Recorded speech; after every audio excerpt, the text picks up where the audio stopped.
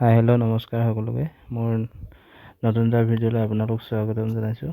আৰু আজি মোৰ ব্লগটোত আপোনালোকক মোৰ দোকানখন বিষয়ে আৰু দোকানখন দেখাম বুলি ভাবিলোঁ। তাকে আজি ইয়াৰ মাল আনি আহি এতিয়া দোকানখন চিজিল কৰিছোঁ, তাকে বস্তুবোৰ চিজিল কৰিছোঁ। আপোনালোকক এই ব্লগটোৰ যোগে মই বহু কথা ক'বলৈ আছে, কাৰণ এখন গেলামালৰ দোকান ষ্টাৰ্ট কৰিবলৈ কিমান টকা লাগে, কি কথা আৰু কেনেকৈ ষ্টাৰ্ট কৰিব আপোনালোকক এই ভিডিঅ'টোৰ যোগে জনাবলৈ ভাবিছোঁ। সেইটোকে আপোনালোকে ভিডিঅ'টো চাব বুলি আশা কৰিলোঁ। আৰু মোৰ দোকানখন ষ্টাৰ্টিং কৰা দিন হ'ল, তথাপিও আপোনালোকক মই নতুনকৈ ইউটিউব চেনেলটোত খুলিছোঁহে, সেইটোকে আপোনালোকে ছাপোৰ্ট কৰিব ভাবিলোঁ। ভিডিঅ'বোৰ চাব বুলি আশা কৰিলোঁ। সেইটোকে আপোনালোকক এই নতুন ভিডিঅ'টোত আপোনালোকক মোৰ দোকানখনৰ বিষয়ে আৰু কেনেকৈ ষ্টাৰ্ট কৰিব এখন গেলামালৰ দোকান সৰু সুৰা, আপোনালোকে এই ভিডিঅ'টো চালে গম পাব। সেইটোকে আপোনালোকে ভিডিঅ'টো স্কিপ নকৰাকৈ আপোনালোকে চাব বুলি আশা কৰিলোঁ। আপোনালোকে এখন ষ্টাৰ্টিং কৰিবলৈ হ'লে গেলামালৰ দোকান আপোনালোকে বৰ ডাঙৰ দোকান নুখুলিব, কাৰণ কেলৈ এখন ডাঙৰ দোকান খুলিবলৈ হ'লে পইচাও বহুত লাগিব আপোনালোকক, আৰু বহুত ৰিজন আছে আপোনালোকক ক'ম। আৰু এখন সৰু সুৰা গেলামালৰ দোকান খুলিবলৈ আপোনালোকক মিনিমাম 20,000-25,000 ভিতৰত এখন সৰু সুৰা গেলামালৰ দোকান খুলিব পাৰিব বুলি মই আশা কৰোঁ, কাৰণ মই গম পাওঁ কিমান লাগে। সেইটোকে আপোনালোকক জনাম বুলি ভাবিলোঁ। এই ব্লগটোৰ যোগে মই মোৰ দোকান চলোৱা যিহেতু অলপ এক্সপেৰিয়েঞ্চ দিন হ'ল, সেইটোকে আপোনালোকে এই ভিডিঅ'টো চাব বুলি আশা কৰিলোঁ। আপোনালোকে এখন সৰু সুৰা গেলামালৰ দোকান খুলিবলৈ হ'লে আপোনালোকৰ কিমান টকা কেপিটেল দৰকাৰ হ'ব, মূলধন দৰকাৰ হ'ব, এই ভিডিঅ'টোত চালে গম পাব আপোনালোকে। আপোনালোকক মিনিমাম 20-25,000 টকা হ'লে হৈ যাব।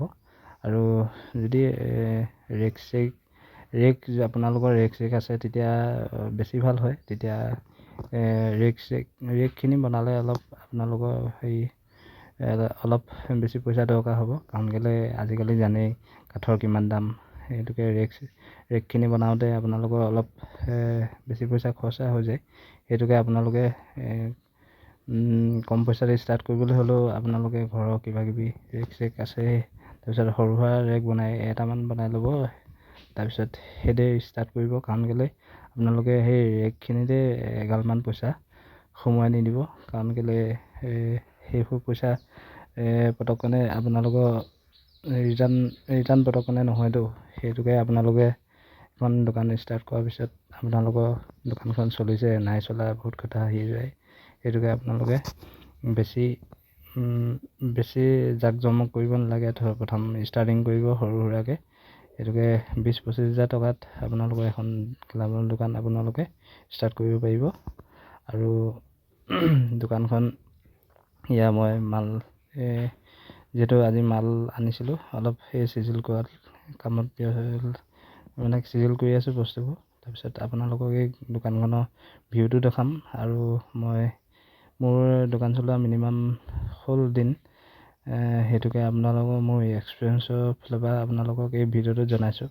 আপোনালোকে যিহেতু বহুত ল'ৰা নিবনুৱা হৈ আছে, এই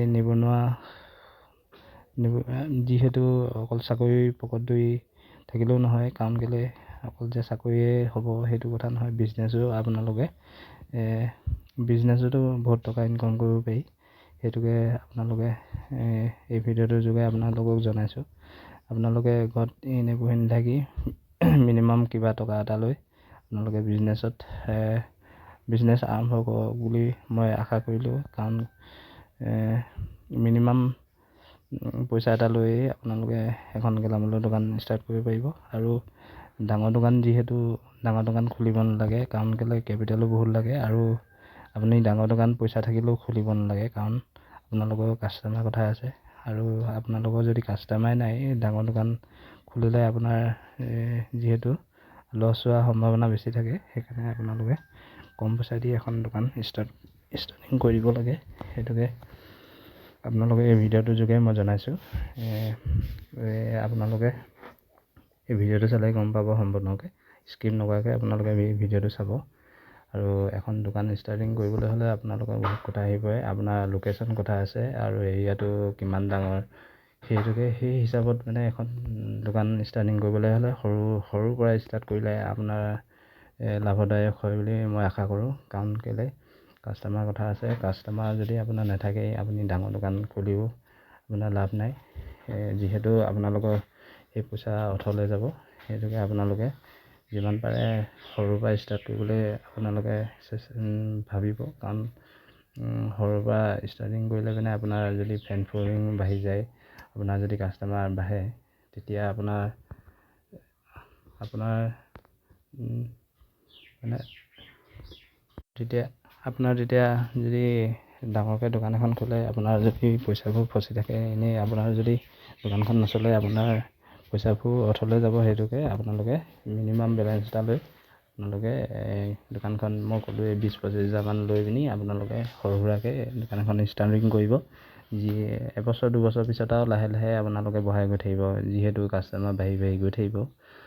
আপোনালোকে দোকানখন যদি ভালকৈ চলায়, তেতিয়া আপোনাৰ ব্যৱহাৰৰ কথা আছে। আপোনালোকে ভাল ব্যৱহাৰ কৰিলে আপোনাৰ দোকানলৈ আহিব মাল ল'বলৈ। আপোনাৰ এই দোকান মানে দোকানজনৰ ব্যৱহাৰ, আচাৰ ব্যৱহাৰৰ কথা আছে। সেইটোকে আপোনালোকে এখন দোকান ষ্টাৰ্টিং কৰিবলৈ 20-25 হাজাৰ টকা হ'লেই হৈ যাব। আপোনালোকে মই এই ব্লগটোৰ যোগে যিটো পাৰিছোঁ ইনফৰ্মেশ্যন দিবলৈ, আপোনালোকক এই ভিডিঅ'ৰ যোগে ইনফৰ্মেশ্যন দিলোঁ। আৰু বেছি নকওঁ, কাৰণ বৰ দীঘলীয়া কৰিলেও ভাল নহয়। আপোনালোকে মই যিবোৰ কথা ক'লোঁ সেইবোৰ গুৰুত্ব সহকাৰে ল'ব বুলি আশা কৰিলোঁ। মোৰ এই ব্লগটো চাব বুলি আশা কৰিলোঁ। আৰু লাইক, কমেণ্ট, ছাবস্ক্ৰাইব কৰি দিব চেনেলটো, আৰু স্কিপ নকৰাকৈ ভিডিঅ' চাব বুলি আশা কৰিলোঁ। সকলোকে এই ভিডিঅ'ৰ যোগে ধন্যবাদ জনাইছোঁ।